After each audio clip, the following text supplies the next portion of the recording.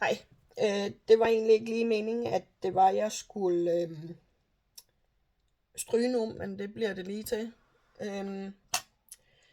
Jeg har min Braminnisse her, og jeg har så også noget helt almindeligt pizzabagepapir. Det kan både være brunt og hvidt, men det har jeg i sådan en rulle.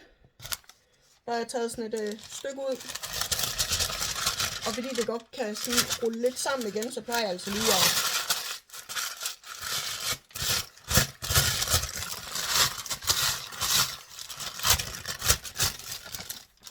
så har det en dejlig fin form her til at kunne arbejde med. Det kommer jeg bare stille og roligt på her. Jeg har sådan en Philips Diva strygejern. Der er ingen damp i, derfor har det her flade udseende. Og jeg har sådan sat det på sådan cirka 2 eller sådan et eller andet. Men nu stryger jeg bare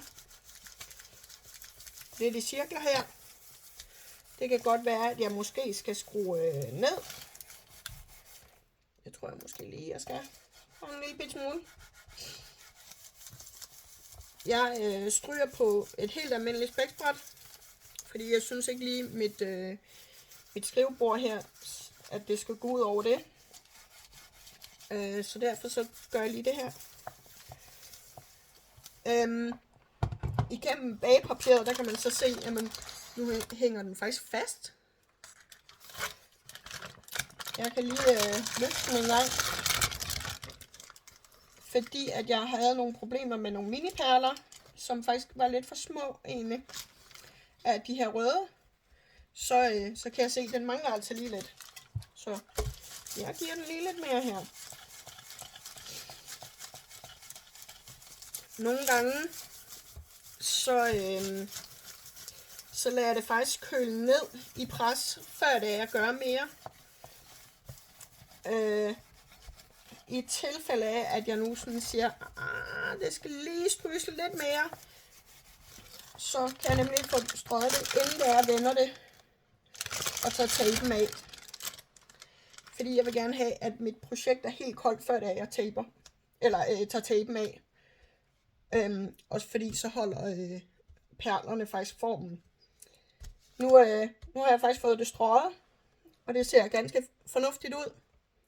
Så nu lægger jeg det bare her ned på bordet, vender det om, fordi mit spæksbræt har sådan nogle fine dutter her, så derfor så skal det altså lige vendes om.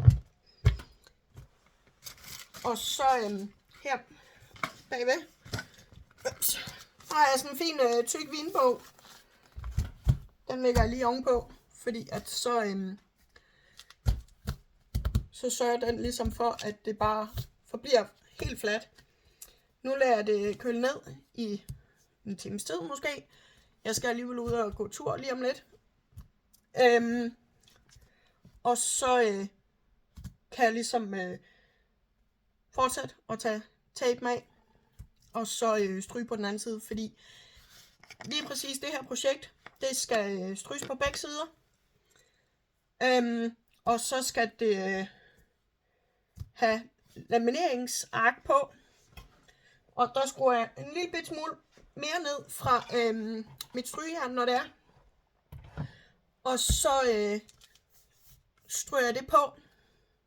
Ligesom hvis det var, du ville komme det i en lamineringsmaskine. Her der er det bare lamineringsarket. Og et strygejern. Fordi det skal nemlig kunne hænges op i en systnor eller et eller andet.